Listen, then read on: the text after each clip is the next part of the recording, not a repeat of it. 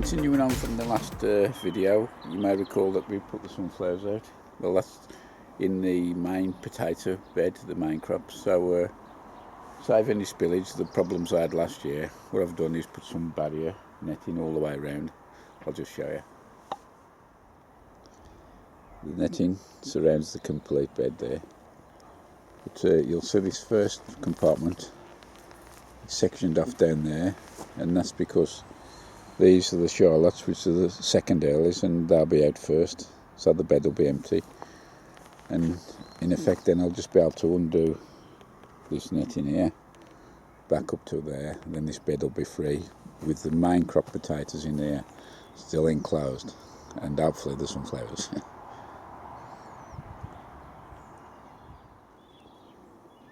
As you visit the plot each time and do little jobs, they may seem little menial tasks at the time, but it's not until you step back and actually have a look and see them when they start to slot in, how they all come together.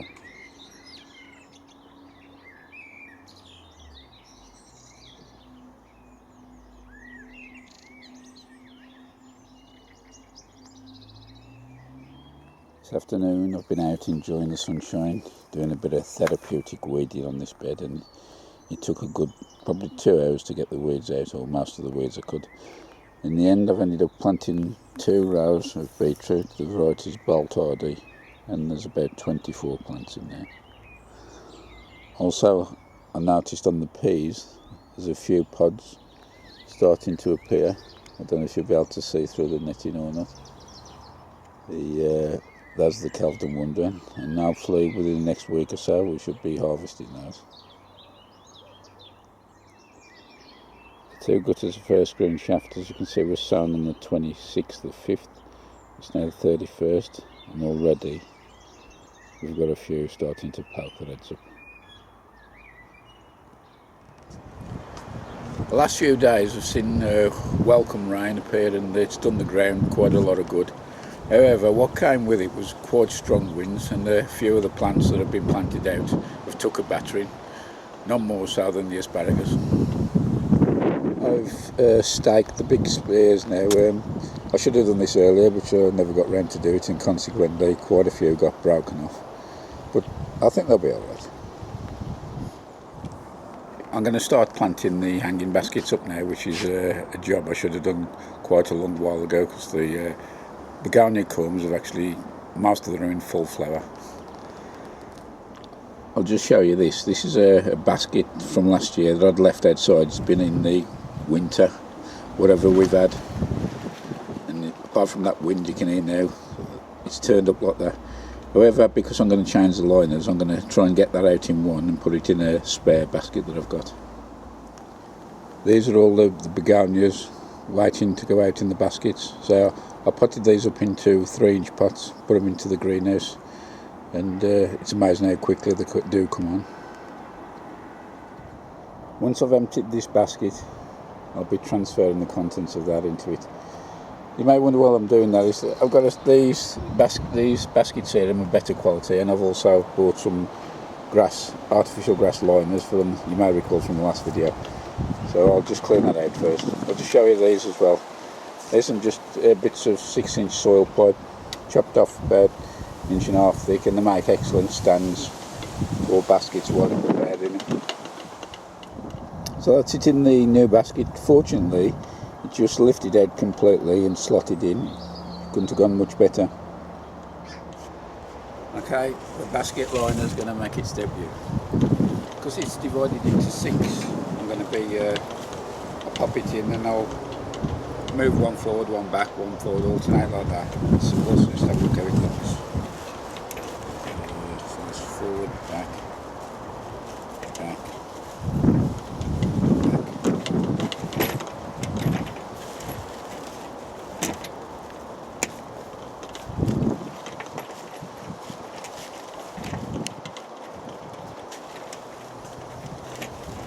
I reckon once that's got soil in, that'll look okay. I've tried to sort the plants out into similar colours as best as I can. I'll be planting 4 begonias in each one. I'll put 3 around the outside and 1 in the middle. Some of these have started to go a bit leggy due to lack of light, but I'm sure they'll pick up once they get bedded in. Anyway, let's get planting. I'm going to pick the tallest one first. So that's on. This one I'll go in the middle.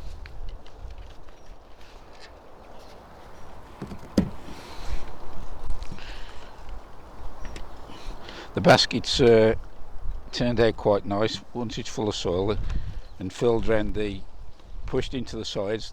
The grass looks as though it belongs there. That's a bit yellow, the one in the middle, but these are more orange. But it's not too bad. Again, with the outside ones, I'll be angling them just slightly towards the outside. And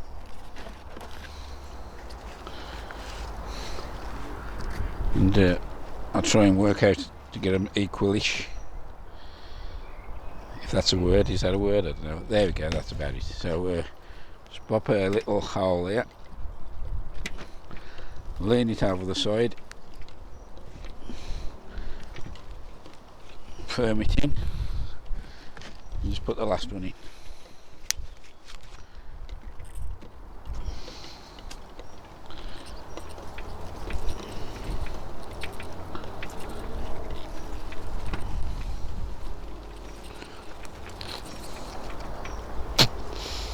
It don't look too bad. I've lost a flower already, but right, I'll give them a little drink and do the other three. So the grass liner looks actually quite good in there, I think, and once I've thinned out, or thickened out rather, they'll be looking good, I think. So the 4 baskets are now done, complete, and it'll be interesting to see how these develop over the next few weeks or so. Talking of things developing over time, if you haven't seen it yet, nip over to Mark Davis' channel, The Allotment Diggers, because he's done a video I just put up of the past 6 months on his plot, and it's amazing from month to month how you can see things change, and hopefully we're going to see the difference with these. I've still got 2 wall baskets to complete there and there, and hopefully I'll be able to get some of the grass liner to fit these as well. If not, I'll just refurbish the soil inside and plant out. I've got 4 begonias to go in each, a mixture of red and white. Hello folks, you join me late on in the days. It's just coming up to 4:30, and I'm just about to start the task of clearing the borders out in the greenhouse to take the cucumbers and the tomatoes. I've not been on the plot for the last day or two. The weather's a bit mixed, high winds mainly, but I've had a drop of rain. But I've got to let you into this little trip I had out yesterday with my friends, and it's a guy I've known for 45 years or so. We started work the same day and we've been friends ever since. His role of work now takes him to some wonderful places, and yesterday he asked me if I'd like to join him. We went down to Duxford Airfield, and the company was visiting, actually doing the restoration on the flying Lancaster, the city of Lincoln, and we had a private guided tour around the hangar, and it's just amazing. Anybody who's into aeroplanes, it'll mean a lot. For most of you, it probably mean nothing, but we got to go around. It was touchy. I took a load of photographs, took some of the all around the body and through little apertures and whatever. But the highlight was the actually plane got rolled out onto the tarmac, and they fired up a couple of the engines, and it was an immaculate sight.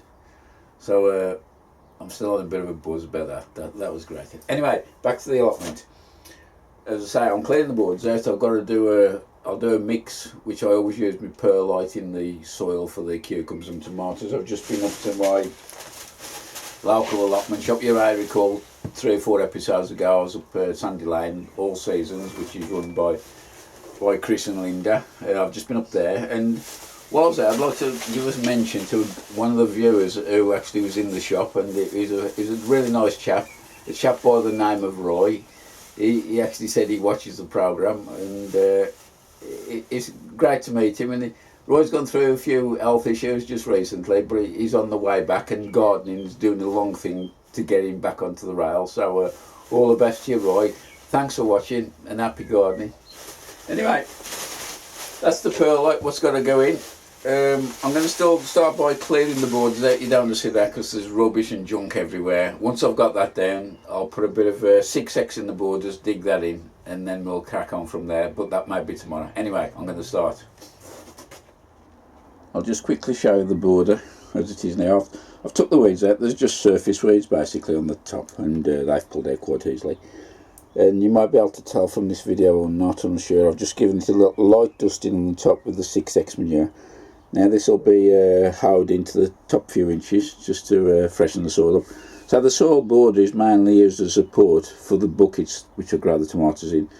I'll be sinking those down 3 or 4 inches, but say the roots do actually go down into the bed eventually. While I was putting the 6x manure in, I also found a couple of little bags of coffee. I sprinkled those in, blended them in, give it a little water, and that's ready now for taking the tomato pots. Well, good morning all. You joined me on a cool Monday morning. It's a fairly chilly wind, and looking at the temperature in the greenhouse, it's 16.5 degrees, which is still a bit nippy. You may recall from the previous clip that I started clearing out the borders in the greenhouse, but weekend I've not been down here much. It's been sport weekend, football, rugby, motor racing. So but late last night I called in there and had a look, and I noticed the grapes had put a little bit of a spurt on, so I added a few support lines, and I'll just show you what I've done. Looking at the label, you can see it's a Black Hamburg which was planted on the 19th of January 2015. That was 2 years ago, and say last year we hardly got any movement on it. That's not actually planted in a pot. It's a pot but with the bottom taken out, so it goes straight into the border soil, and the roots are outside of the greenhouse now.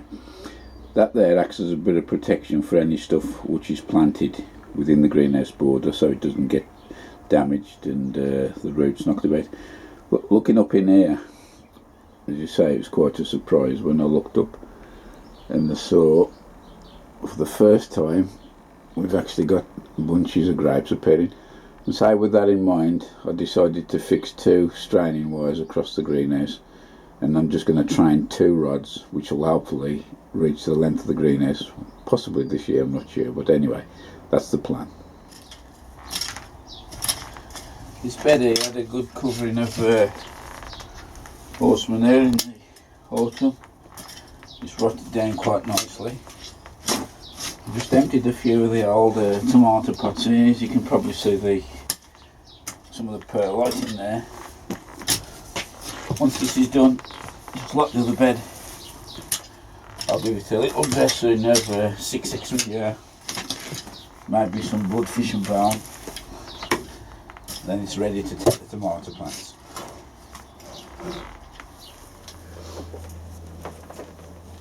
I'm just getting the soil ready, the compost for the tomato tubs. This is nothing special. It's a mixture of, well, it's a bit of the Wicks multi-purpose compost I got, and I've added a bit of clover, and it's noticeable the difference between the two, and clover is far better. It's less lumps and seems a bit more texture in it as well. Anyway, the other thing I'll be adding to this is some perlite. I found this to be really good for aerating the soil, and it also holds the water quite well, and I might add a bit of bloodfish and brown, but apart from that, that's the planting mix. I'm about to start potting up the tomatoes now in the final resting homes, and those who are familiar with the channel will know I use these for the tomatoes and cucumbers. These are 12.5 inch pots, and on top of these I'll be using these grow rings. Now these are very good because you can water in here, which releases the water slowly into the plants, and feed in the top of here. By keeping the tomato in here and building it up, it stops this stem getting continuously wet, which will probably rot it off, especially with the cucumbers. And these are based on an old method of growing tomatoes, and that we call ring culture, where it used to be planted and the roots used to go into gravel and stuff like that. But it's a very effective method.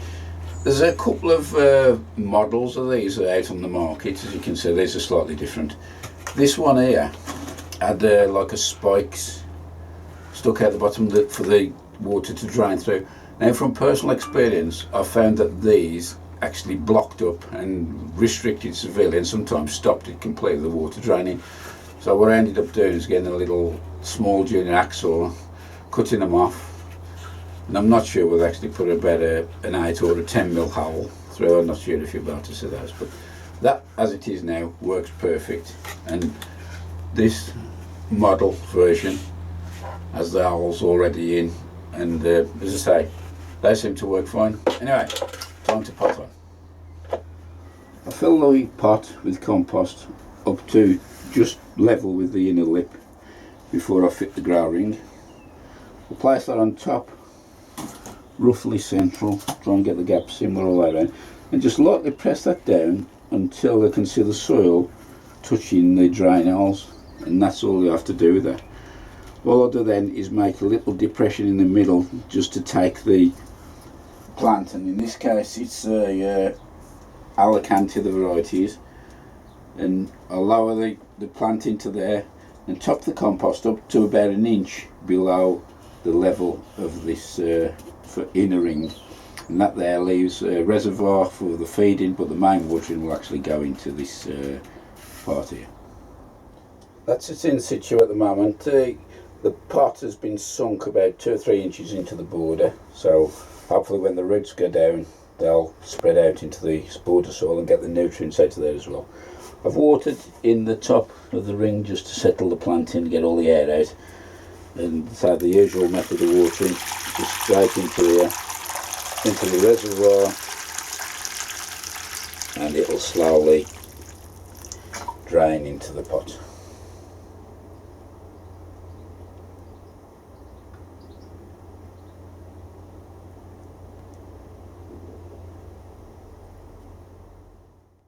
That's 4 varieties in so far. I've got a total of, I think it's 8 or 9 different types, and then the bottom end will be going the cucumbers.